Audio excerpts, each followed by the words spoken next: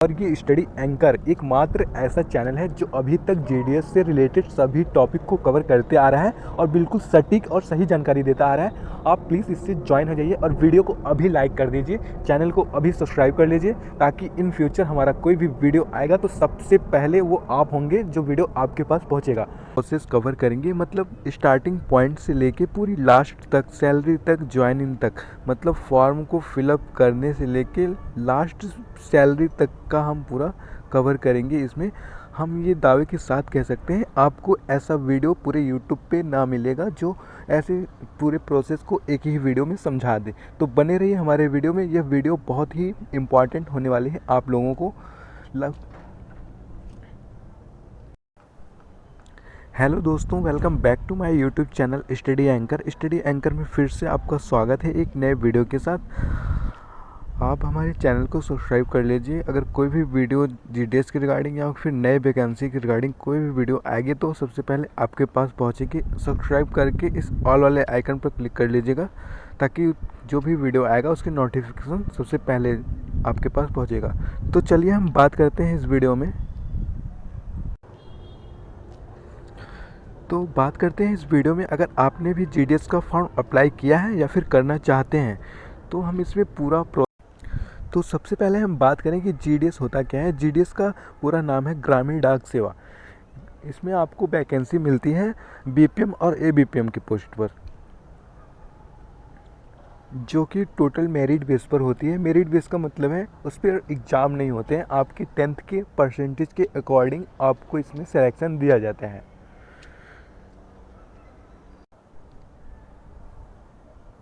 तो अभी हम बात करेंगे बीपीएम और एबीपीएम पोस्ट पर। ये दो वैकेंसी अक्सर आती हैं जीडीएस में जो मेरिट बेस पर होती हैं। मेरिट बेस का मतलब क्या है, अगर आपके 10th में जितने परसेंटेज होंगे, मिनिमम मतलब क्वालिफ़िकेशन इसकी 10th होती है, और 10th में जितने आपके परसेंटेज होंगे उस बिहाफ पर आपको यहाँ पर शॉर्ट लिस्टेड किया जाता है।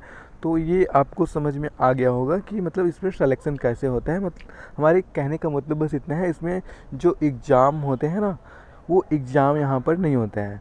यहाँ पर आपके डायरेक्ट मतलब 10th के स्कोर के अकॉर्डिंग आपको शॉर्ट लिस्ट किया जाता है। ये चीज़ आपको पहले से पता होगी या फिर हम बता दे रहे हैं। फिर यहाँ पर हम बात करते हैं सैलरी की, कि अगर दो पोस्ट होती है एबीपीएम का पूरा नाम होता है ब्रांच पोस्ट मास्टर। बीपीएम का पूरा नाम ब्रांच पोस्ट मास्टर होता है और एबीपीएम का असिस्टेंट ब्रांच पोस्ट मास्टर होता है। जिसमें से अगर आप बीपीएम पर अगर सेलेक्ट होंगे, आपकी जॉब जो बीपीएम की होगी, तो आपको यहाँ पर सैलरी स्टार्टिंग में 12,000 मिलेगी और कुछ अलाउंस वगैरह को जोड़ करके ये 16-17 तक आसपास जाती है। मतलब स्टार्टिंग सैलरी आपकी इतनी होगी फर्स्ट टाइम में। और ये मतलब लास्ट तक कितना जाएगी, ये 29,380 रुपये तक आपकी लास्ट सैलरी जाती है। तो उसी तरह हम नीचे एबीपीएम का देख सकते हैं। इसमें फ़र्स्ट सैलरी जो आपको मिलती है, मतलब स्टार्टिंग की सैलरी 10,000 होती है और कुछ अलाउंस वगैरह को जोड़ करके ये हम 13,000 के आसपास मान सकते हैं। इतनी सैलरी स्टार्टिंग में मिलती है और वो भी लास्ट हमारा 24-25 हज़ार तक जा सकती है। मतलब इतना बढ़ सकता है सैलरी हमारा फाइनल। तो ये चीज़ आपको समझ में आ गया होगा। अब बात करें ये फॉर्म अप्लाई का। फॉर्म अप्लाई करने के लिए हमारे कमेंट बॉक्स में लिंक दिया होगा, वहाँ से अप्लाई कर सकते हैं। और अगर आपने अप्लाई कर दिया है तो कोई बात नहीं।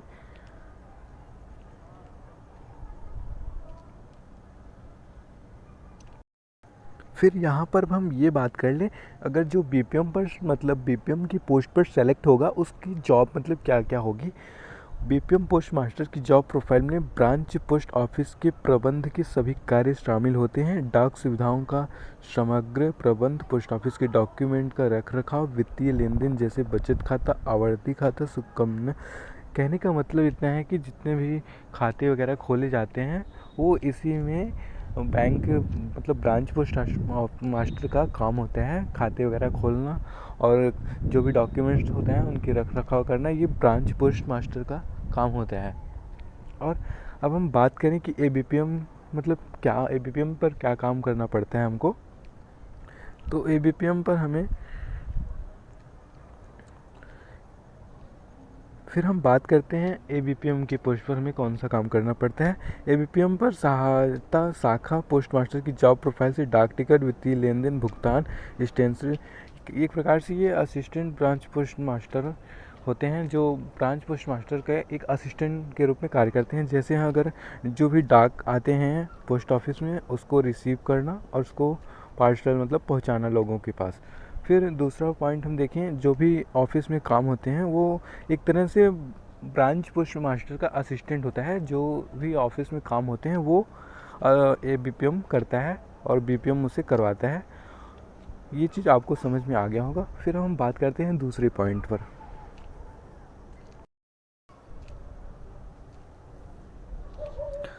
अब हम यहाँ पर बात करें, आपने फॉर्म अप्लाई कर दिया है अगर जीडीएस का बीपीएम और एबीपीएम के पोस्ट पर, तो यहाँ पर हम देखें आपको जब फॉर्म अप्लाई किया जाता है तो यहाँ पर एग्ज़ाम तो होते नहीं, आपको पता होगा। यहाँ पर आपकी जो 10th में मार्क्स होते हैं उसके बिहेव पर आपको शॉर्ट लिस्टेड किया जाता है। मतलब एक लिस्ट बनाई जाती है जिसके भी हाई परसेंटेज होते हैं, मतलब जिसके सबसे ज़्यादा परसेंटेज होते हैं उस अप्लाई करने वाली लिस्ट में जिसके परसेंटेज सबसे ज़्यादा होते हैं उसको लिस्टेड किया जाता है, उनको शॉर्ट लिस्टेड किया जाता है। अगर सपोज इसमें 10 स्टूडेंट ने अप्लाई किया है, इस 10 में से सबसे ज़्यादा जिसके परसेंटेज होंगे उसको शॉर्ट लिस्टेड किया जाता है। और शॉर्ट लिस्टेड का मतलब उसको जॉब के लिए इनवाइट किया जाता है।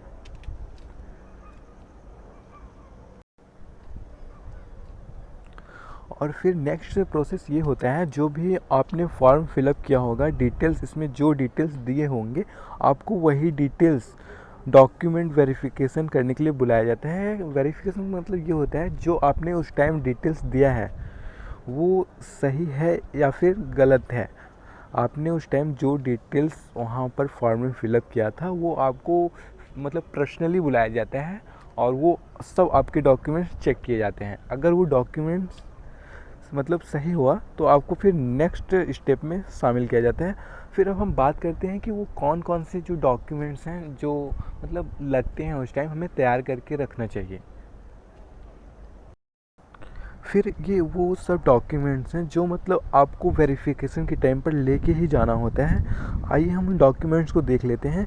Original 2 sets copy of all documents, ये आप पॉइंट्स ध्यान रखेंगे। जो भी आप डॉक्यूमेंट्स लेके जाएंगे वो सब डॉक्यूमेंट्स आपको 2 कॉपी या 3 कॉपी अपने अकॉर्डिंग रख लेना है ताकि ये खो भी जाए तो हमें वहाँ पर काम आ जाए। तो सबसे पहले अगर आप जो भी कास्ट होगा आपका ओबीसी या फिर एससी या फिर जो भी कास्ट है आप उसका सर्टिफिकेट बनवा लेंगे।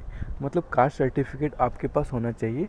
अगर आप जनरल ये सबसे बिलोंग हैं तो फिर वहाँ पर उतना मैंडेटरी नहीं होता है, लेकिन अगर आप अदर कास्ट से हैं जो भी ओबीसी एससी इन सब कास्ट से हैं तो आप वो अपना कास्ट सर्टिफिकेट बनवा लेंगे। उससे क्या होता है कुछ बेनिफिट्स या फिर मिलते रहते हैं तो उसमें आपका जल्दी सिलेक्शन होने के चांसेस रहते हैं। फिर अब हम बात करते हैं इनकम सर्टिफिकेट।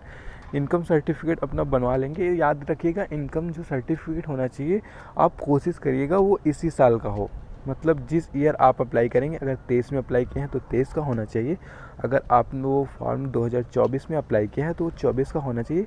हमारे कहने का मतलब बस इतना है, आप अपने इनकम सर्टिफिकेट कोशिश करिएगा जिस ईयर आपने फॉर्म को अप्लाई किया है उसी ईयर का आपके पास वो सब सर्टिफिकेट होने चाहिए। फिर डोमिसाइल सर्टिफिकेट आपके पास होना चाहिए। डोमिसाइल सर्टिफिकेट का मतलब ये होता है निवास प्रमाण पत्र। तो ये तीनों डॉक्यूमेंट्स आप अपने पहले तैयार कर लेंगे। फिर हम और भी डॉक्यूमेंट्स को देखते हैं, बने रहिए हमारे वीडियो में।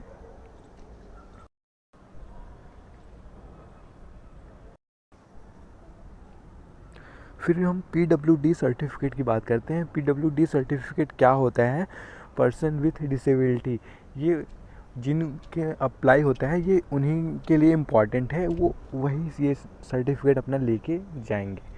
और फिर बात करते हैं DOB सर्टिफिकेट। DOB सर्टिफिकेट क्या होता है? DOB certificate means date of birth certificate. अगर आपके पास है तो बिल्कुल अच्छी बात है, अगर नहीं है तो आपके मतलब 10th के जो सर्टिफिकेट होता है उसको भी डेट ऑफ बर्थ सर्टिफिकेट में कहीं कहीं कंसिडर कर लेते हैं, उसमें ज़्यादा प्रॉब्लम नहीं होती है। फिर ये भी तो हो गया, PWD सर्टिफिकेट हमने बता दिया।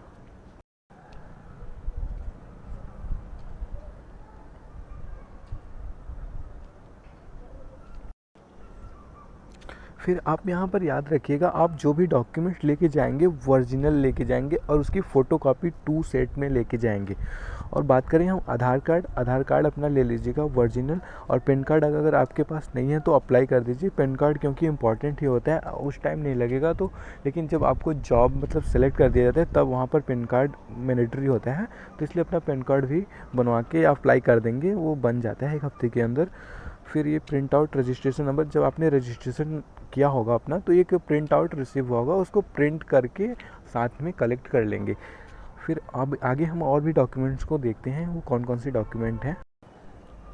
तो ये कुछ डॉक्यूमेंट्स हो गए जो बहुत इंपॉर्टेंट थे, ये आपको कलेक्ट कर लेना है अपने लिए। और एक डॉक्यूमेंट्स और है जो आप ऐड कर लेंगे तो बहुत ही अच्छा रहेगा, कंप्यूटर सर्टिफिकेट। जी हाँ दोस्तों, अगर कंप्यूटर सर्टिफिकेट आपके पास है तो उसको ज़रूर ले लेंगे, छोड़ेंगे नहीं। फिर अब हम बात करते हैं, ये जो डॉक्यूमेंट्स आप वहाँ पर कलेक्ट मतलब होगा, वो कलेक्ट होने के बाद वहाँ पर वेरिफिकेशन होता है। आपको वो डॉक्यूमेंट्स ओरिजिनल फॉर्मेट में और मतलब फ़ोटोकॉपी फॉर्मेट में वो वहाँ पर आपको लेके जाना है, जो कि पहले वहाँ पर डॉक्यूमेंट वेरिफिकेशन होता है आपका। ये तो फर्स्ट मतलब स्टेप होता है, कह सकते हैं आपकी सिलेक्शन के फर्स्ट स्टेप होता है। फिर वही डॉक्यूमेंट्स आपके यहाँ जो पुलिस स्टेशन होता है वहाँ से भी वेरिफिकेशन होता है कि ये जो सामने वाला पर्सन है इसके ऊपर कोई भी मतलब क्रिमिनल वगैरह या फिर केस वगैरह ये सब अदर इशू प्रॉब्लम नहीं है, तो इसलिए वो पुलिस वेरिफिकेशन भी करवाते हैं आपका। फिर हम बात करते हैं, ये जो ऑल डॉक्यूमेंट होते हैं इन सब का वेरिफिकेशन होता है कि ये जो भी डॉक्यूमेंट्स आपने दिया है ये सब सही है या फिर आपने कहीं फेक ये सब कहीं मतलब गलत तरीके से कोई भी डॉक्यूमेंट्स को नहीं दिया है। तो आप अपने डॉक्यूमेंट्स को जो भी दीजिएगा एकदम केयरफुली दीजिएगा और उसको अभी से अपने तैयार कर लीजिए, आप वेट मत करिएगा। ठीक है, अब हम फिर बात करते हैं नेक्स्ट स्टेप की। तो जैसे ही जब मतलब आपका डॉक्यूमेंट वेरीफाई हो जाता है तो जीडीएस से फिर एक मेल आता है कि डॉक्यूमेंट वेरिफिकेशन फॉर, यहाँ पर आपका रजिस्ट्रेशन नंबर होगा। ये रजिस्ट्रेशन नंबर आपके फॉर्म पर दिया होगा जो आपने फॉर्म को फिलअप किया था फर्स्ट टाइम में। फिर ये हैज़ बीन वेरीफाइड, ये वेरीफाइड हो चुका है सक्सेसफुली, और जिस भी डिवीज़न में आपको इनवाइट किया गया होगा उस डिवीज़न का नाम होगा। और फिर मतलब आपके डॉक्यूमेंट्स की जो स्टेप थे वो कंप्लीट हो गए हैं। फिर नेक्स्ट प्रोसेस के लिए आपको इंटीमेशन लेटर भेजा जाता है। और इससे पहले ही बात करें, एक और मतलब लेटर भेजा जाता है जिसमें आपको इनवाइट किया जाता है, वो भी हम आपको दिखा देते हैं कैसे मेल होता है। ये तब का मेल होता है जब आपके डॉक्यूमेंट्स वेरीफाई हो जाते हैं। ये तब का मेल है जब आपके डॉक्यूमेंट्स यहाँ पर वेरीफाई हो जाते हैं, तब का मेल है। और इससे पहले एक और मेल आता है जिसमें आपको इनवाइट किया जाता है। इनवाइट कहने का मीन्स ये है कि मतलब जब आपको शॉर्ट लिस्टेड किया जाता है, मतलब आपने जब अपने 10th में मार्कशीट फिलअप किया था उस बिहेव पर आपको शॉर्ट लिस्टेड किया जाता है डॉक्यूमेंट्स को दिखाने के लिए।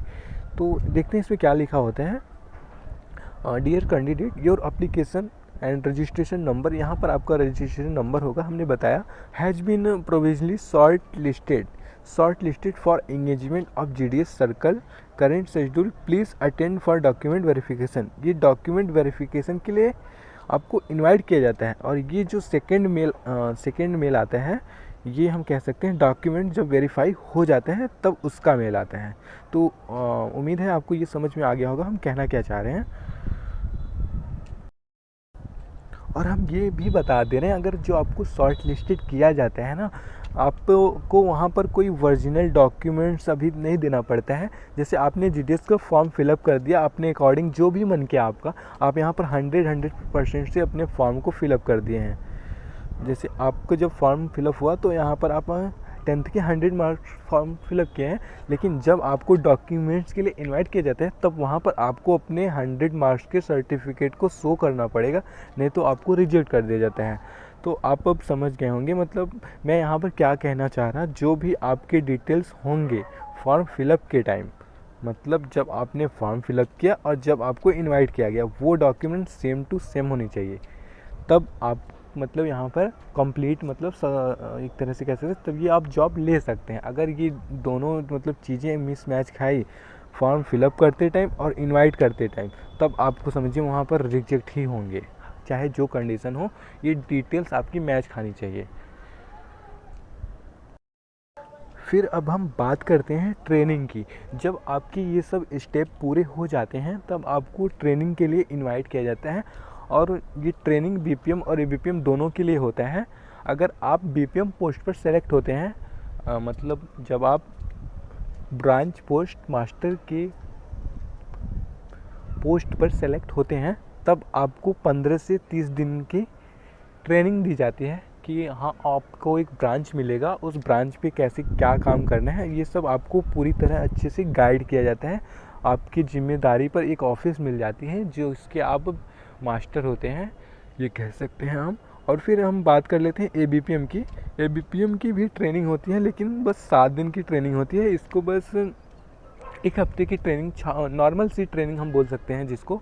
इसमें भी ये बताया जाता है कि हमें मतलब डाक को कैसे रिसीव करना है, कैसे चार्जशीट बनानी है, ये सब मतलब जो नॉर्मली जो बीपीएम ऑर्डर देते हैं या कह सकते हैं हम उनके असिस्टेंट के रूप में जो काम करते हैं, उन सबको हमें यहाँ पर सिखाया जाता है एक हफ्ते के अंदर। फिर फाइनली आपको ज्वाइनिंग कर दी जाती है। तो दोस्तों, ये पूरी यूट्यूब पर पहली बात तो एक ऐसा वीडियो है जो फॉर्म फिलअप से लेके लास्ट स्टेप सैलरी तक आपको एक ही वीडियो में समझा दिया गया है। अगर आपको इसमें कोई भी डाउट है तो हमारे कमेंट बॉक्स में कमेंट करके हमसे पूछ सकते हैं। और ये स्टडी एंकर एकमात्र ऐसा चैनल है जो अभी तक जेडीएस से रिलेटेड सभी टॉपिक को कवर करते आ रहा है और बिल्कुल सटीक और सही जानकारी देता आ रहा है। आप प्लीज़ इससे ज्वाइन हो जाइए और वीडियो को अभी लाइक कर दीजिए, चैनल को अभी सब्सक्राइब कर लीजिए, ताकि इन फ्यूचर हमारा कोई भी वीडियो आएगा तो सबसे पहले वो आप होंगे जो वीडियो आपके पास पहुंचेगा। तो अगर वीडियो आपके लिए थोड़ा सा भी नॉलेजफुल लगा हो तो प्लीज़ चैनल को सब्सक्राइब करिएगा, और मिलते हैं हम एक नए वीडियो के साथ। Thank you, bye bye.